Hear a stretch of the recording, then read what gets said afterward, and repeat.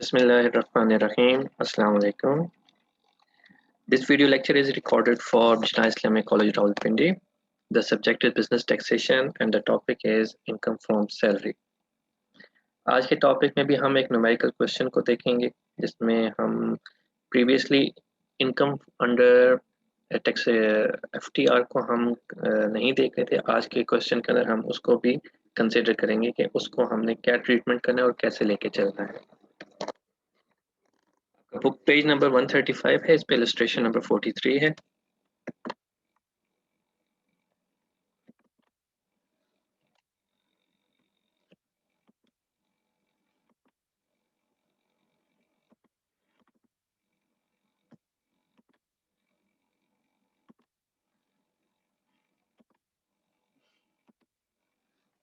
इस इलस्ट्रेशन को पहले क्वेश्चन को हम देख लेते हैं और फिर हम इसको देखते हैं सॉल्व कैसे करना है।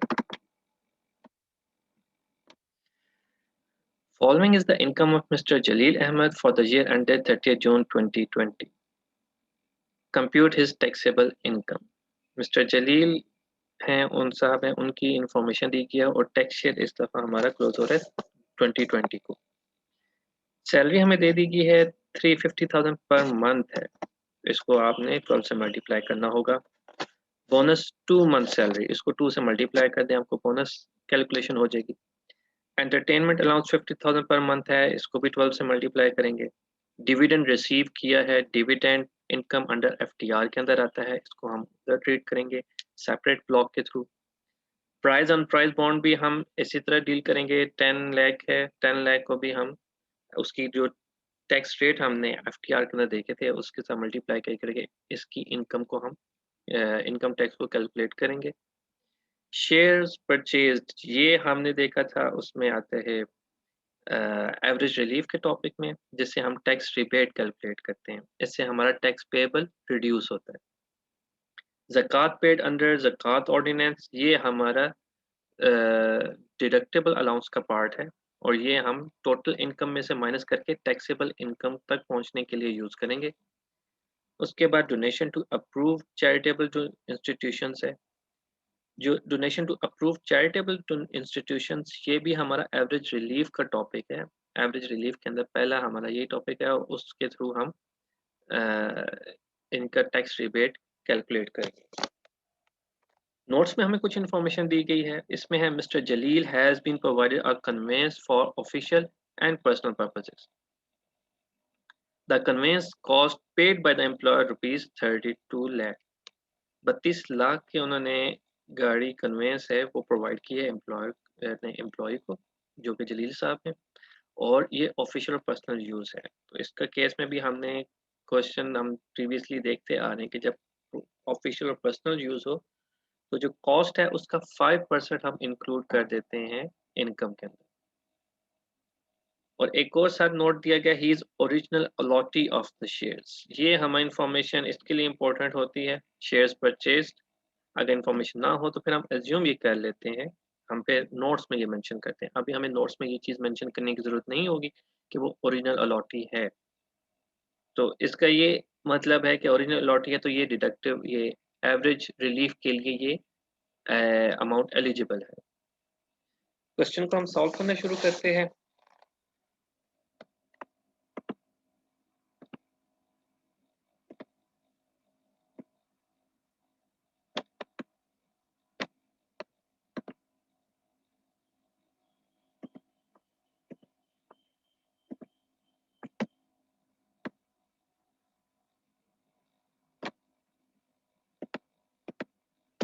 नेम मिस्टर जलील, टैक्स ईयर इस केस में 2020, टैक्स ईयर एंडेड जून 30 2020, रेजिडेंशियल स्टेटस रेजिडेंट हैं और हमें पूछा क्या जा रहा है, compute his tax payable, the computation of tax payable. Income from salary, इसके अंदर हम आ जाते हैं। बेसिक सैलरी उन्होंने बताई है 35,000 पर मंथ, हम इसको कह लेते हैं at the rate 350,000 per month.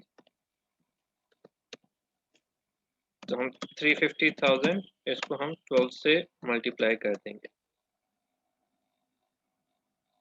Bonus 2 month salary है, बोनस 2 मंथ है, तो हम इसको 350,000 इसको 2 से मल्टीप्लाई कर देंगे, ये बोनस हमारे पास आ जाएगा। फिर एंटरटेनमेंट अलाउंस हमें दिया गया है at the rate of 50,000 per month. इसको भी 12 से मल्टीप्लाई करेंगे, हमारे पास बोनस आ जाएगा। कन्वेंस फैसिलिटी हमें प्रोवाइड की जा रही है, कन्वेंस फैसिलिटी इसको आप कह सकते हैं, यहीं पे आप मेंशन कर दें 5% of the cost to employ. और इस केस में हमारी कॉस्ट क्या थी, 32 लाख, इसका हम 5% ले लेंगे, तो 160,000 हमारा कन्वेंस फैसिलिटी के मद में इनकम के अंदर ऐड हो जाएगी अमाउंट। इसके अलावा हमारे पास और कोई नहीं है, बाकी ये एफटीआर के अंदर आ रही हैं और ये हमारे एवरेज रिलीफ और ये डिडक्शंस है। तो हमारी टोटल इनकम हमारी कितनी बन गई, 56,60,000। अब हम डिडक्शंस पे आ जाते हैं। डिडक्शन हमारी इस केस में एक ही है, ज़कात पेड अंडर ज़कात ऑर्डिनेंस,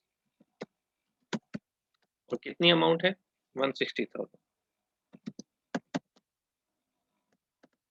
ये हम इसमें से माइनस करेंगे और हमारे पास टैक्सेबल इनकम आ जाएगी 55 लाख। अब हम इसके अंदर tax computation of tax payable हम करेंगे ताकि हम ग्रॉस टैक्स पे आ जाएं। इसके लिए मैं आपके साथ शेयर करता हूं जो टैक्स स्लैब्स हैं, ताकि हम देख सकें कि 55 लाख जो टैक्सेबल इनकम कैलकुलेट हुई है ये किस में फॉल करती है।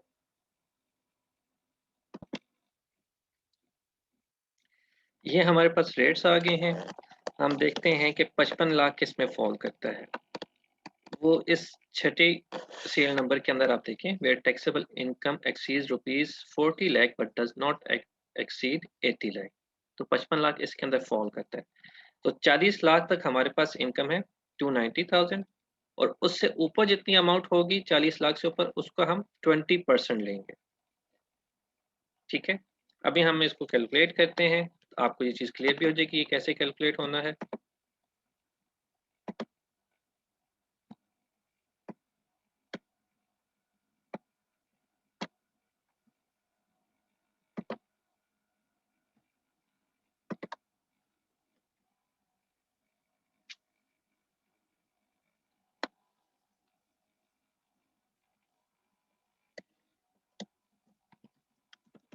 Tax on ₹40 lakh.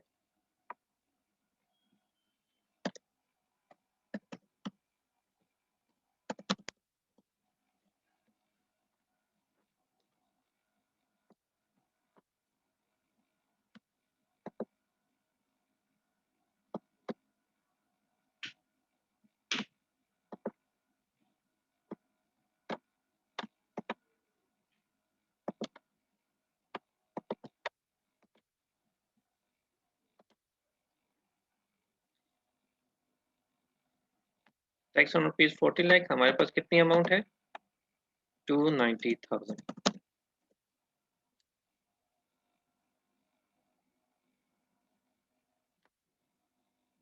यह है टैक्स टैक्स ऑन, हमारे पास 55 में से 40 लेस करें तो हमारे पास क्या अमाउंट बनती है, हमारे पास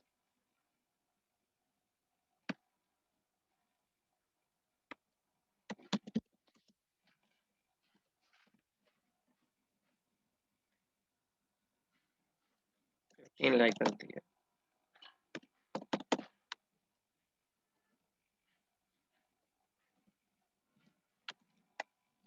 एट द रेट 20%।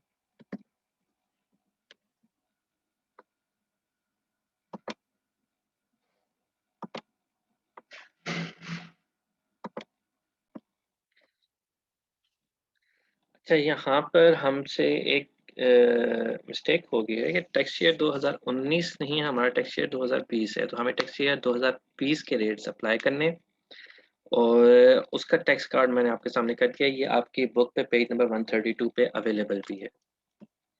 इसमें ये कि आपकी इनकम 50 लाख तक है तो 370,000 और 20% ऑफ द अमाउंट एक्सीडिंग आपकी ये लिमिट है, और इससे ऊपर होगी तो उसके लिए आपके पास पेज नंबर 133 के ऊपर रेट्स हैं, और हमने वो वाले रेट्स यहाँ पर अप्लाई करने हैं।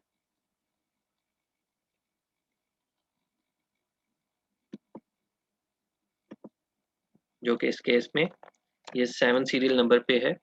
670,000 plus 22.5% of the amount exceeding ₹50 lakh. हम इसी को अब फॉलो करेंगे और इसी के साथ हम अपनी टैक्स कैलकुलेशन अपने टैक्स को कैलकुलेट भी करेंगे। मैं दोबारा एक्सेल शीट आपको शेयर कर देता हूँ।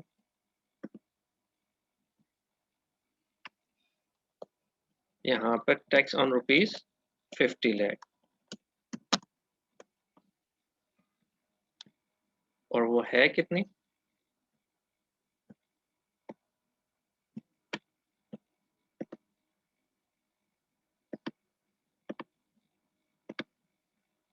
आप यहाँ से देख सकते हैं 670,000 है। 6,70,000 ये टैक्स बनता है, और अमाउंट अबव 50 लाख वो कितनी अमाउंट बनती है? 5 लाख। 5 लाख पे हमने कितना अप्लाई करना है? 22.5। हम 5 लाख लेंगे और इसको मल्टीप्लाई कर देंगे 22.5% से, तो हमारे पास एडिशनल अमाउंट बन जाएगी 1,12,500, और टोटल जो ग्रॉस टैक्स हमारे पास बन रहा है वो है 7,82,500। अब हमें रिबेट चाहिए। रिबेट के लिए हमें नोट 1 पे जाना है कि कितना हम इसके ऊपर रिबेट लेंगे। अब हम दोबारा क्वेश्चन पे आ जाते हैं।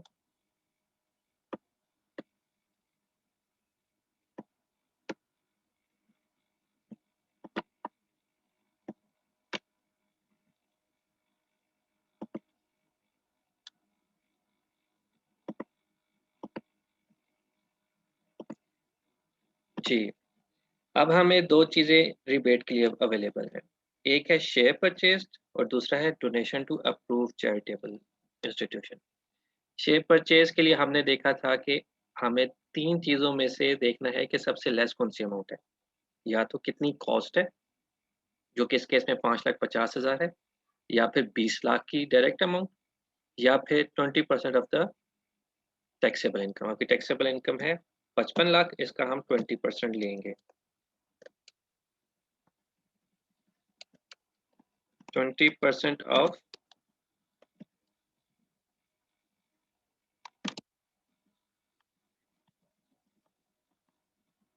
आपकी टैक्सेबल इनकम 55 लाख, इसकी अमाउंट बनती है 11 लाख। 20 लाख आपने एज इट इज लिख दिया। Cost of the shares, cost of the shares हमारी इस केस में क्या है? Share purchase 5,50,000। तो इसमें से लेस अमाउंट कौन सा है? 5,50,000 जो आपकी कॉस्ट है, इसी को आप टैक्स एवरेज रिलीफ के लिए अमाउंट को लेंगे। फिर है डोनेशन। डोनेशन को आप देखते हैं एक्चुअल डोनेशन हमारा कितना है। एक्चुअल डोनेशन हमारा है 3,20,000, और हमने डोनेशन के टॉपिक में देखा था कि कंपनी के लिए 20% और कंपनी से अलावा एओपी और इंडिविजुअल्स के लिए 30% ऑफ टैक्सेबल इनकम आपने देखना है। ठीक है, 30% ऑफ टैक्सेबल इनकम। आपकी टैक्सेबल इनकम है 55 लाख, इसका 30% 16,50,000 बन रहा है। इसमें से लेस अमाउंट कौन सी है? एक्चुअल डोनेशन ही इस केस में है, विद इन द लिमिट्स है, तो हम इसी को ही ले लेंगे। तो amount entitled for average relief कितनी हो जाएगी? शेयर्स प्लस डोनेशंस, ये डोनेशन है। तो आपके पास 8,80,000 की अमाउंट इंक्लूड हो जाएगी जिस पे आप एवरेज रिलीफ ले सकते हैं।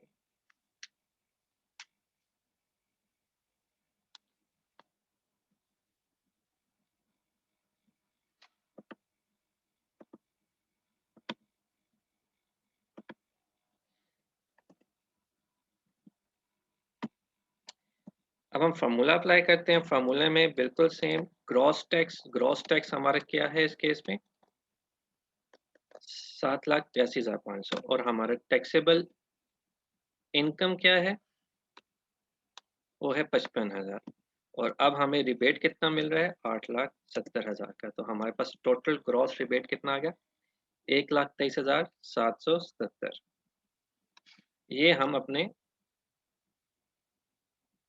टैक्स रिबेट में से लेस करेंगे।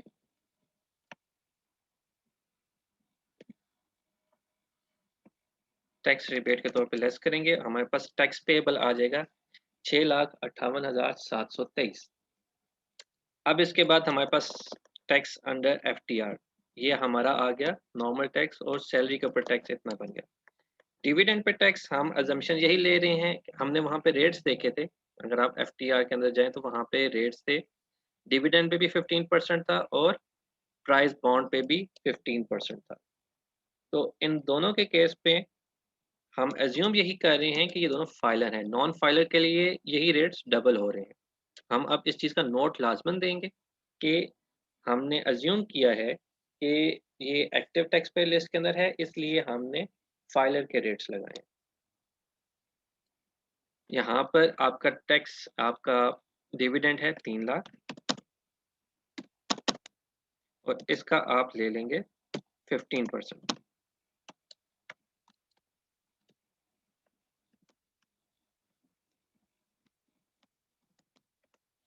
45,000 इस पे आ गया। टैक्स ऑन प्राइस बॉन्ड्स, और प्राइस बॉन्ड के ऊपर आपने कितना आपको अर्निंग हुई है 10 लाख, इसका भी हम 15% ले लेंगे।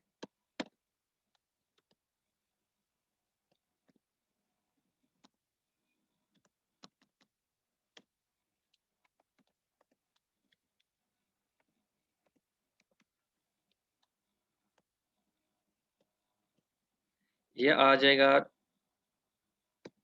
Tax under FTR. नॉर्मली ये डिडक्शन हो गई होती है क्योंकि ये डिडक्ट करके ही आपको पे होता है। अंडर एफटीआर इनकम कहते हैं या एफटीआर कहते हैं।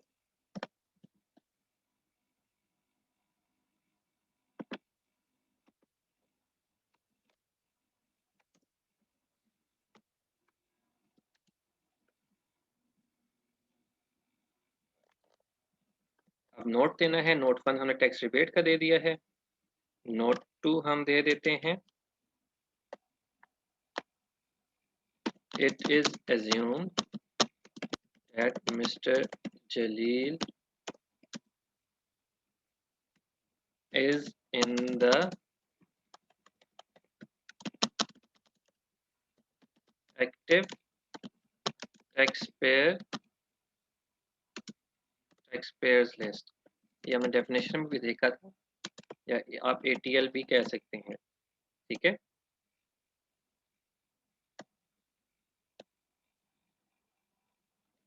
so the tax rates applied for deduction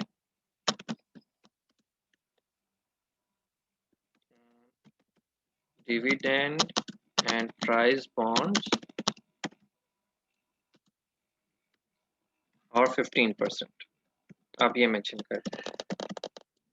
ठीक है, आपके बुक के अंदर लिखा हुआ है कि otherwise tax deduction on dividend and price bond will be at double the tax rate, that is 30%।